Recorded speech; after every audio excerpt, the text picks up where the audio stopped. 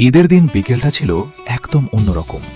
সারা দিনের আনন্দ, নামাজ, খাওয়া দাওয়ার পর ভাবলাম একটু ঘুরতে যাই। তাই চলে গেলাম ব্রহ্মপুত্র নদীর পাড়ে, যেখানে গাজীপুর আর নরসিংদীর সীমানা একসাথে মিশে গেছে। নদীর পাশের সেই পরিবেশটা ছিল অসাধারণ। হালকা বাতাস, পানির ঢেউ আর চারপাশে ঈদের আনন্দে ভরপুর মানুষ। সবচেয়ে মজার ব্যাপার হলো, নদী পার হলেই এক জেলা থেকে আরেক জেলায় চলে যাওয়া যায়। এক পা গাজীপুরে, আরেক পা নরসিংদীতে। কিন্তু আসল চমকটা ছিল সামনে। দেখি সেখানে যেন একটা টিকটকারদের মিলন মেলা সিন। অনেকেই একসাথে জড়ো হয়েছে, যেন একটা মিলন মেলা। তারা সবাই রঙিন কাপড় পরে, লাল, নীল, হলুদ, এক একজন যেন এক একটা রঙের পোশাক। আর কি করছে জানো? সবাই ব্যস্ত টিকটক বানাতে। কেউ ড্যান্স করছে, কেউ লিপসিং, কেউ আবার বন্ধুদের নিয়ে মজার ভিডিও করছে।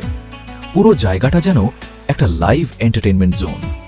যেদিকেই তাকাই শুধু হাসি, আনন্দ আর ক্রিয়েটিভিটি।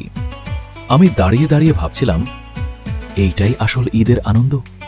একসাথে থাকা, হাসি ভাগাভাগি করা আর ছোট ছোট মুহূর্তগুলো উপভোগ করা। সত্যি বলতে, এই ছোট্ট ঘোরাটাই আমার ঈদকে আরো স্পেশাল করে দিয়েছে। তোমরা কিভাবে কাটালে তোমাদের ঈদের দিন? কমেন্টে জানাতে ভুল না করো। আর এমন আরও সুন্দর মুহূর্ত দেখতে চাইলে ফলো করে রাখো।